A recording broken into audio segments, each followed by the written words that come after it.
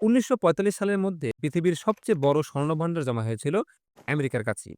এই প্রেক্ষাপটে ১৯৪৪ সালে যুক্তরাষ্ট্রের ব্রেটেন উডস নামক জায়গায় ৪৪টি দেশ একত্রিত হয়। লক্ষ্য ছিল একটি স্থিতিশীল বৈশ্বিক অর্থনৈতিক ব্যবস্থা তৈরি করা। সেখানেই ইতিহাস সৃষ্টি হয়। সিদ্ধান্ত হয় পৃথিবীর প্রতিটা দেশের মুদ্রা ডলারের সাথে বাঁধা থাকবে, আর ডলারকে বাঁধা হবে সোনার সাথে। সহজভাবে বললে প্রতি $৩৫ বিনিময়ে ১ আউন্স সোনা পাওয়া যেত।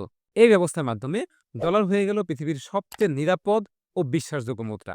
মানুষ তখন ডলারকে শুধু কাগজের নোট হিসেবে নয়, বরং সোনার সমমূল্যের প্রতীক হিসেবে দেখত। ডলারের এই শক্তি আরও বাড়িয়ে দিল আমেরিকান অর্থনীতি। দ্বিতীয় বিশ্বযুদ্ধ শেষে পৃথিবীর প্রায় ৫০% শিল্প উৎপাদন নিয়ন্ত্রণ করত যুক্তরাষ্ট্র। একদিকে তাদের অর্থনীতি অপ্রতিরোধ্য, অন্যদিকে সামরিক শক্তিও ছিল সর্বশ্রেষ্ঠ।